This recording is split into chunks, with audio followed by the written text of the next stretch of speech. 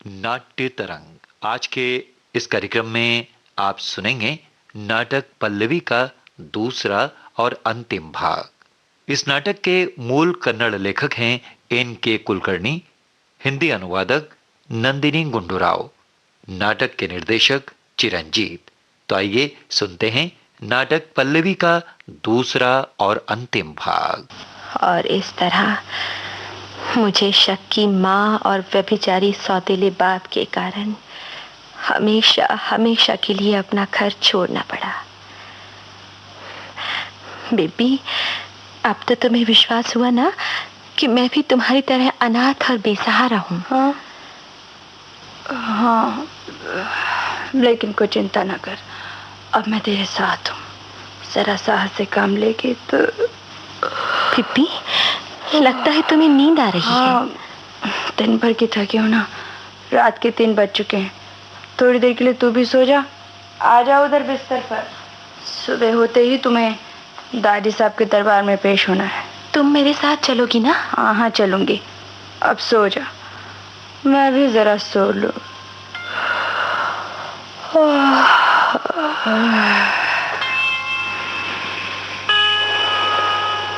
सो गई। अच्छा हुआ कि मेरी कहानी सुनते सुनते बिब्बी को नींद आने लगी थी। अगर पूरी तरह होश में होती तो पूछती कि जब मैं घर से भागी थी तो तब मैं नृत्य की पोशाक पहनी थी। बाहर आकर कैसे मैंने अपने बाल कटवाए और कहां से ये मर्दाना कपड़े लिए। खैर, पूछती भी तो मैं खुफिया पुलिस के इंस्पेक्टर जनार्दन से मिलने की घटना का रहस्य कभी न खोलती। कैसे अचानक वो घटना घटित हुई। अब याद करती हूँ तो यकीन नहीं होता कि वो सब विधाता की लीला थी या। मैं जब घर से भागी तो बाहर रात का अंधेरा गहरा हो चुका था। सर्दी के कारण गली सुनसान थे। एकाएक मेरी आंखों में टॉर्च की रोशनी पड़ी। रुको! कहाँ भाग कर जा रही? नहीं, मैं तो छोड़ दो मुझे। मैं घर के काम से कहीं बाहर जा रही हूँ। झूठ ना बोलो, मैं यहाँ खड़ा खड़ा सब देख रहा था। तुम राशन की दुकान वाले उस आत्माराम के घर से भाग कर आई हो ना? तुम्हारा नाम पल्लवी है ना? तुम्हारी विधवा माँ ने आत्माराम से दूसरी शादी की है ना? कौन हो तुम? तुम्हें ये सब कैसे मालूम हुआ? मैंने तो तुम्हें पहले कभी नहीं देखा। और तुम हमारे घर के बाहर क्यों खड़े थे? सब बताता हूँ। आओ मेरे साथ पुलिस स्टेशन। Police station? नहीं, मैंने कोई अपराध नहीं किया। मैं निर्दोष हूँ। मेरे सौतेले बाप ने जबरदस्ती मेरी लाश लूटने की कोशिश की। ऊपर से माँ आ गई, उसे उल्टा मुझे पर शक हुआ। उसने मुझे घर से निकाल दिया। और ये सब पुलिस स्टेशन पर चलकर बताना। बैठो इस जीप। बैठो। बैठती हूँ, लेकिन मैं निर्दोष हूँ।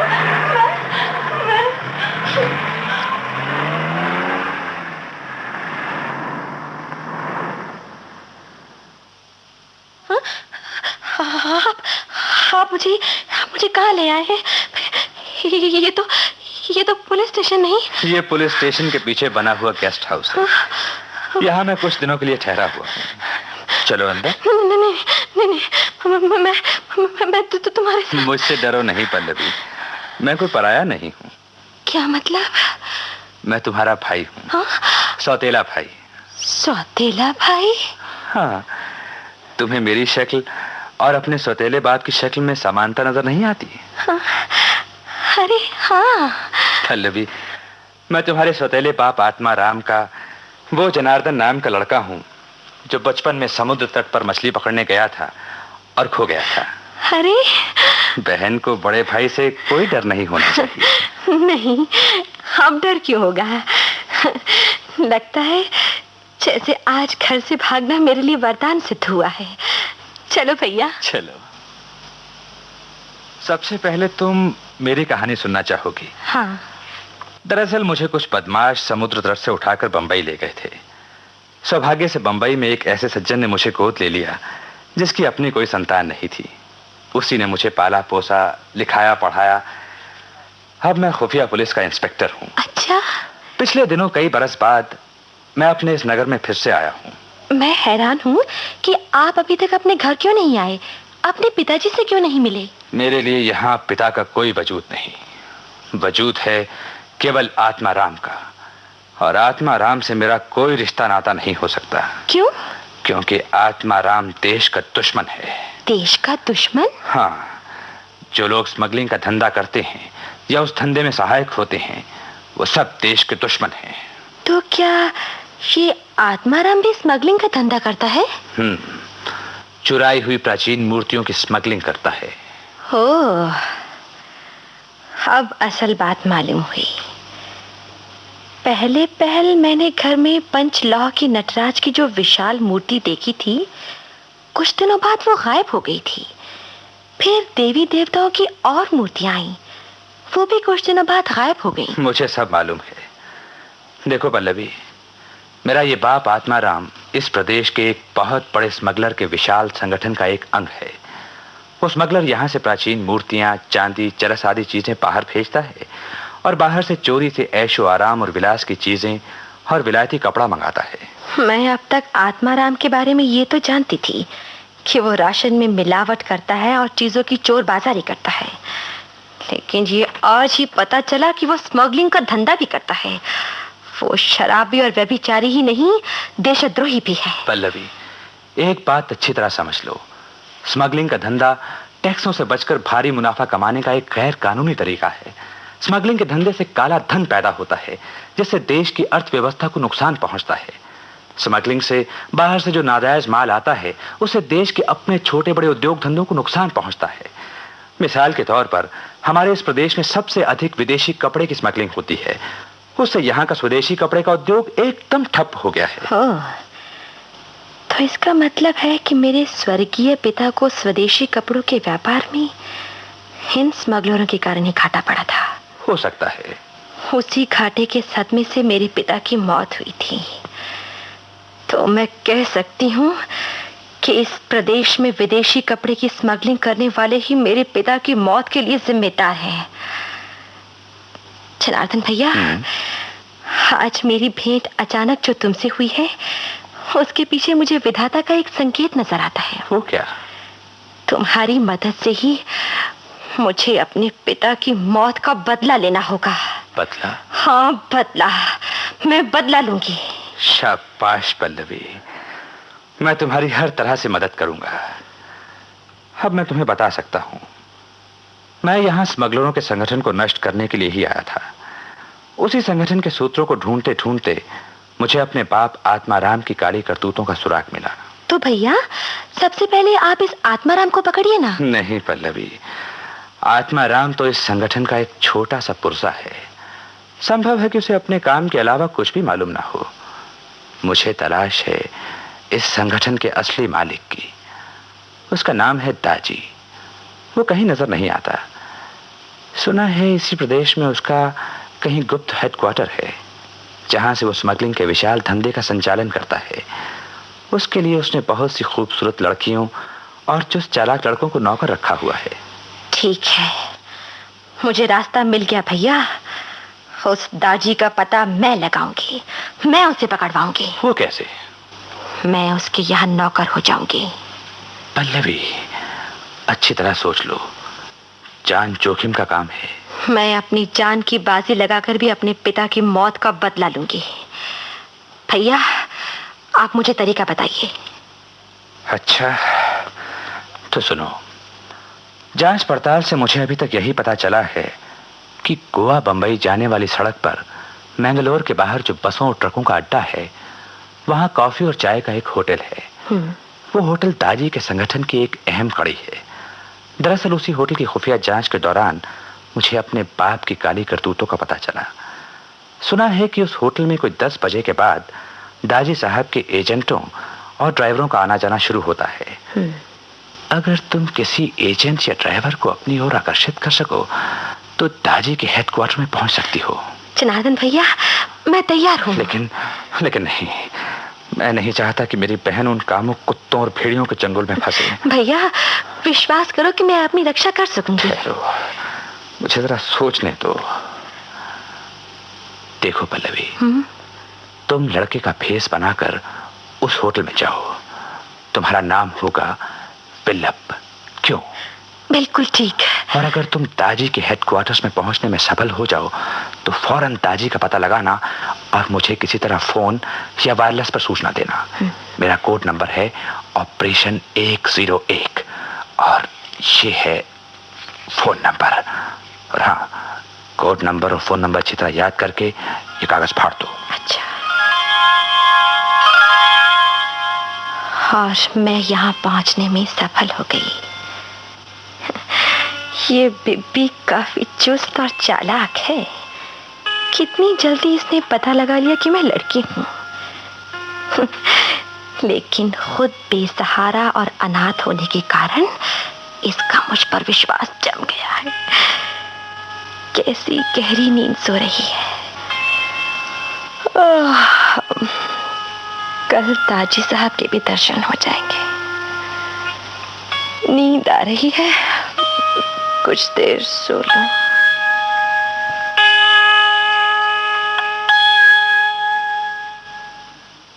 पल्लवी, ओ पल्लवी, उठ, सुबह हो गई। दाजी साहब के दरबार में पहुंचने का समय हो रहा है। कल रात डर के मारे मैं काफी देर तक नहीं सो पाई थी। अरे जब मैं तेरे साथ हूँ तो डर कैसा। अब जल्दी से तैयार हो जा। क्या साड़ी पहनकर चलो? अरे अरे, उस बेचारे ड्राइवर को मरवाएगी क्या? उसने तो दाजी साहब को खबर दी थी कि वो विल्लप नाम की लड़की को भेज रहा है। तो फिर से विल्लप बन जाती हूँ। किधर जाना है?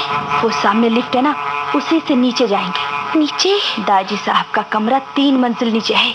इस लिफ्ट में ऐसे यंत्र लगे हुए हैं कि हर मर्द औरत की जांच हो जाती है। कैसी जांच? यही कि उसने कोई हथियार या खुफिया यंत्र तो नहीं छिपा कर रखा। मेरे पास तो कुछ भी नहीं, फिर भी बड़ा डर लगता है। अरे जब तक मैं तेरे साथ हूँ तुझे डरने की कोई जरूरत नहीं। आजा लिफ्ट में।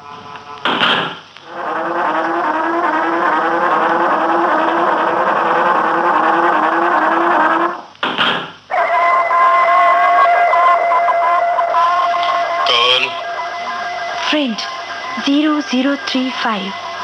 और वो लड़का? मेरे साथ है। दाजी साहब, प्रवेश की अनुमति दीजिए। Over and all.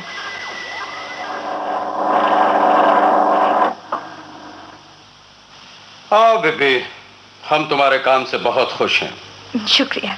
अब कि तुम्हें पहले से भी बड़ा इनाम मिलेगा। जी, मैं तो आपकी कृपा के सहारे ही जी रही हूँ। आपकी खुशी मेरा इनाम है। जी, ये है वो लड़का। काम का है? जी। भरोसे का है? जी हुजूर। लड़के, क्या नाम है तुम्हारा? जी, विल्लप। डरो नहीं, डरो नहीं। लगता है ये तुम्हारी जन्म कुंडली में लिखा हुआ जन नाम है।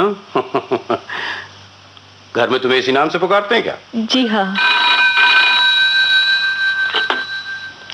Hello, yes speaking. क्या कार्गो आ गया है? पार्टी पहुंच जाएगी। Bye bye. हाँ तो विल्लप जी, तुम कहाँ के रहने वाले हो? मेरा घर बार कुछ नहीं, मैं एकदम अनाथ और बेसहारा हूँ। लेकिन बेटे, तुम्हारी आंखों की तेजस्विता और मुख की कांति बता रही है कि तुम किसी अच्छे घराने से आए हो, है ना? मालिक, ये भी मेरे जैसा बे माँ बाप का अनाथ लड़का है। डाकुओं के हाथ में पड़ गया था, किसी तरह छूट कर आया है। अच्छा। बीबी, लगता है तुमने तो सब कुछ पता लगा लिया।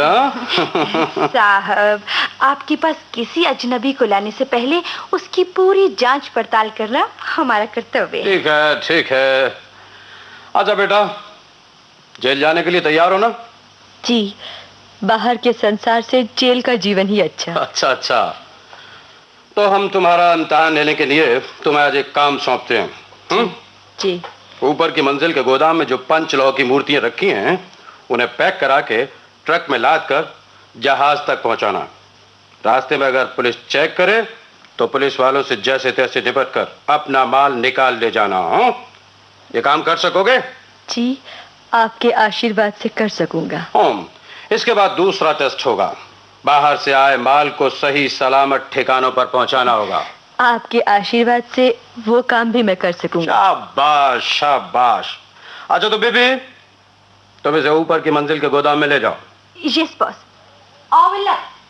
18 विल्लभ, जी? हमारा ज्योतिष में बहुत विश्वास है। हम जानना चाहेंगे कि तुम हमारे लिए शुभ हो या नहीं। तो अपना हाथ दिखाओ तो। जी देखिए। अरे भाई, मर्द होकर अपना बायां हाथ दिखाते हो? ये क्या? तुम्हारी कलाई में तो चूड़ियों के निशान भी हैं। सच सच बताओ कि तुम। मैं बेबी, यस बॉस। तुम बाहर जाओ। बाहर जाकर मेरे आदेश का इंतजार करना। दरवाजा खुल गया है, जाओ। Right boss. बिब्बी। अब बिब्बी कुछ नहीं कर सकती। अरे हमारे पाँव क्यों पड़ रही हो? मुझे माफ कर दीजिए, मुझे माफ कर दीजिए। अपनी लाज और आबरू बचाने के लिए मैंने लड़के का भेष बनाया था। दरअसल मैं आपकी बेटी हूँ, पल्लवी। तो तुम लड़की हो?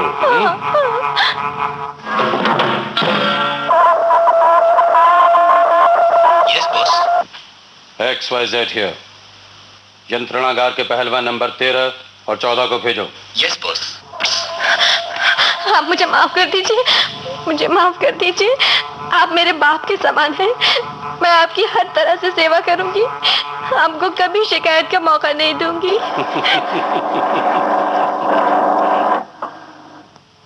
आओ पहलवानों, तुम काफी दिनों से बेकार बैठे हो। आपने कोई काम ही नहीं दिया बॉस। तो ले जाओ इस लड़की को। कोई जासूस जान पड़ती है। इसके साथ पूरी वर्जिश करो और पता लगाओ कि इसे हमारे पास किसने भेजा है। चलो। चलती हूँ। ताजी साहब, मैं जानती हूँ कि आपके यंत्रणागार से जिंदा नहीं लौटूंगी। जाते जाते एक बात कहना चाहती हूँ।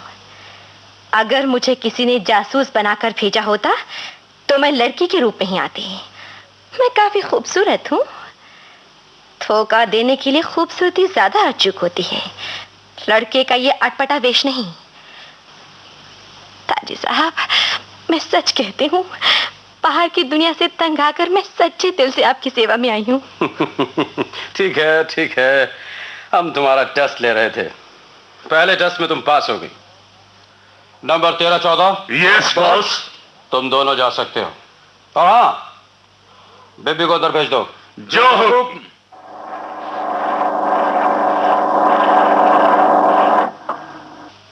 हाँ तो बेबी, तुम्हारी ये सहेली।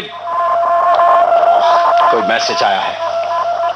Yes, XYZ here. ओवर। माल पकड़ा गया बॉस। ओवर।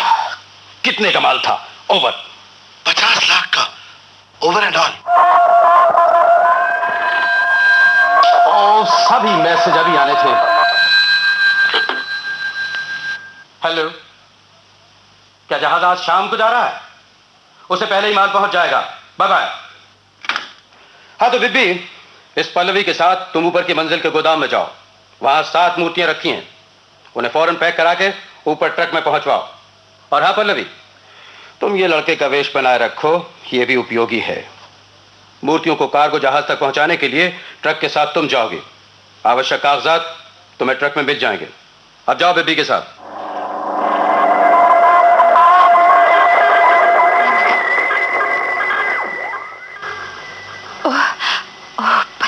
पल्लवी, मेरे तो प्राण ही सूख गए थे। उस यंत्रणागार में लड़कियों पर क्या बीती है वो मैं देख चुकी हूँ। तुमने मुझे गुरु मंत्र दिया था, साहस से काम लो। मैंने उस गुरु मंत्र पर अमल किया और बच गई। आज के इस घटना के बाद मैं एक भविष्यवाणी करती हूँ। अपने इस रूप की मोहिनी, दिलेरी और अक्ल की मदद से तू एक दिन जरूर हीरे मोतियों से चकमगाती हुई स्मगलर रानी बनेगी। बेबी, ये भविष्यवाणी करते समय तुम ये भूल गई कि औरत का अपना हृदय भी होता है।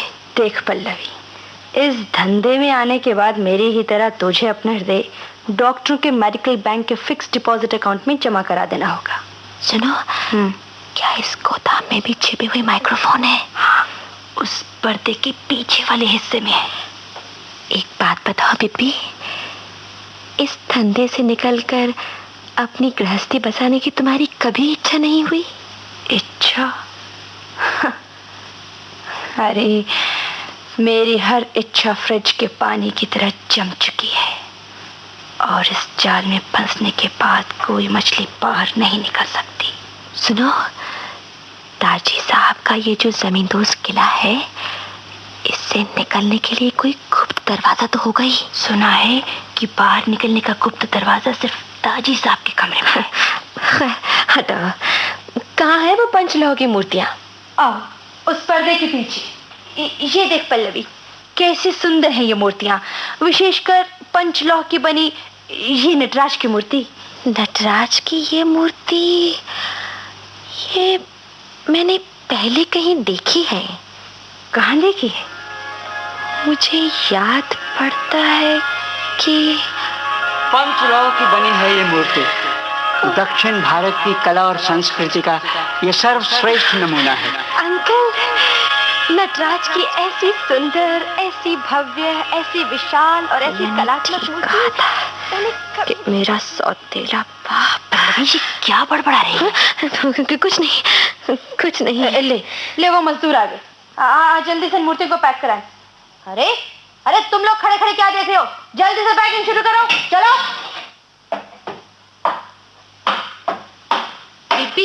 बिब्बी, जरा इधर आओ।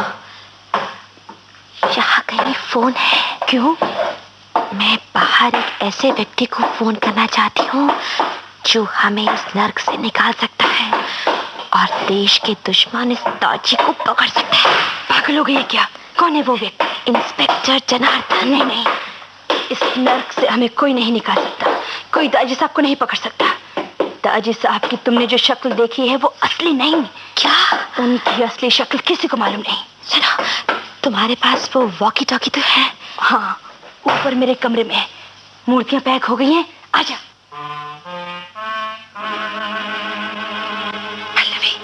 पल्लवी, ट्रक में माल लग गया है। पल्लवी, अब तुम जल्दी से। पल्लवी, किससे बातें कर रही हो बिब्बी?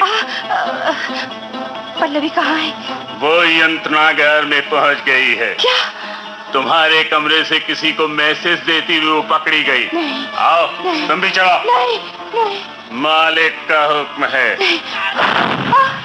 दरवाजा कैसा? वो मेन गेट टूट गया।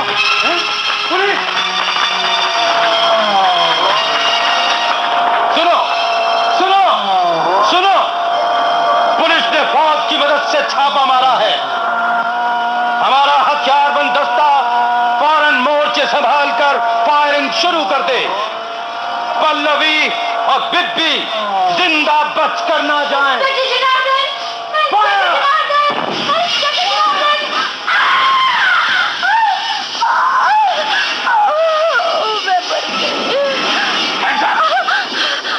तुम ही बिब्बी हो?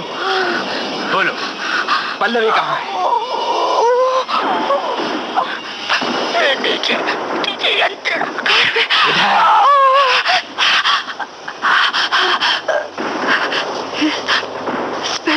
को रास्ता मालूम है।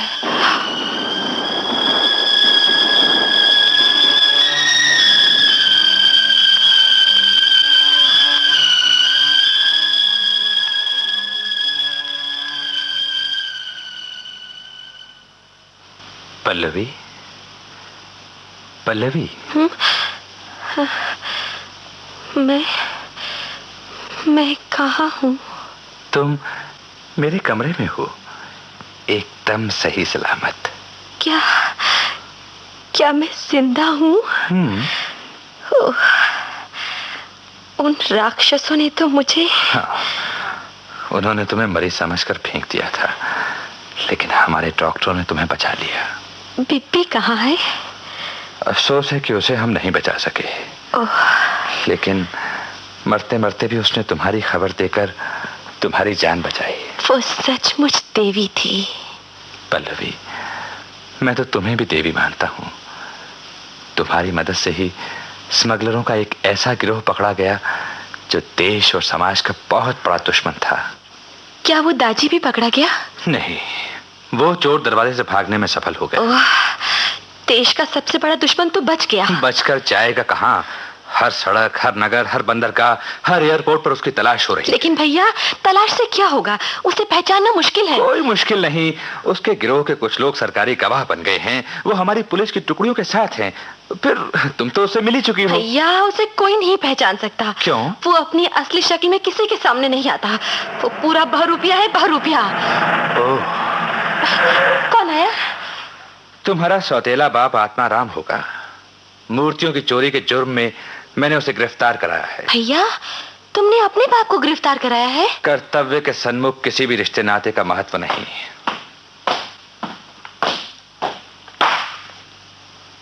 साहब, हम मुजरिम आत्माराम को ले आए हैं। पल्लवी, तुम यहाँ? भैया, मैं इस दुष्ट की शक्ल तक देखना नहीं चाहती। ये पुलिस का अफसर तुम्हारा भैया कैसे बना? जगन्नाथ, इसे हवालात में ले जाकर बंद कर दो। नहीं, मैं अपनी बेटी पल्लवी से बात करना चाहता हूँ।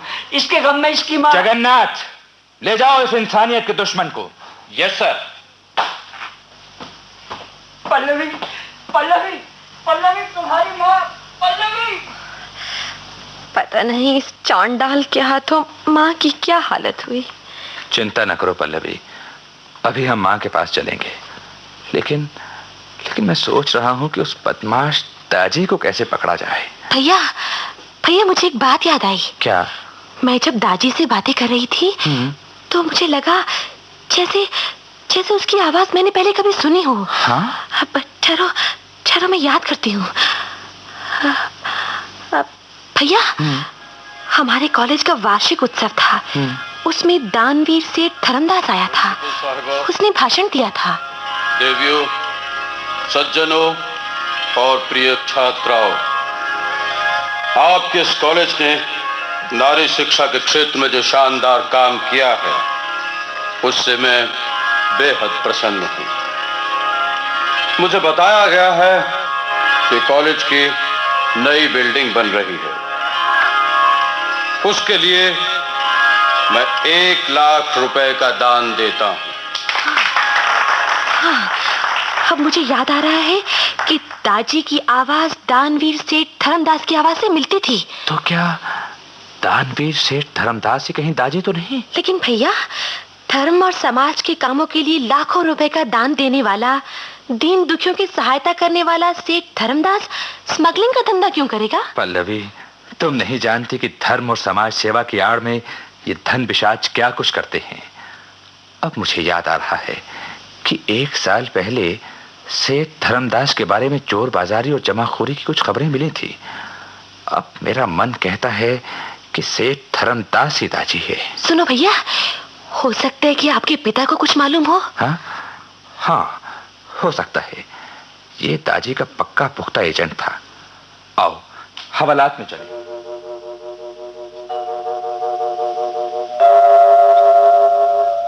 हाँ तो अंकल। पल्लवी, मुझे अपने पापों की सजा मिलने वाली है। मैं अब झूठ नहीं बोलूंगा। सेठ धर्मदास ही दाजी है। ओह, ठीक है। अभी उसे जाकर गिरफ्तार करता हूँ। अंकल, आपको ये जानकर खुशी होगी कि ये इंस्पेक्टर साहब पल्लवी, मेरे बारे में इन्हें कुछ भी बताने की जरूरत नहीं है। भैया। हाँ बेटी, कुछ भी बताने की जरूरत नहीं। मैंने तुम्हारे भैया को आते ही पहचान लिया था, लेकिन कुछ कहा नहीं। मैं इस जैसे देशभक्त का बाप कहलाने लायक नहीं हूं बेटी। मैं बाप कहलाने लायक नहीं हूं।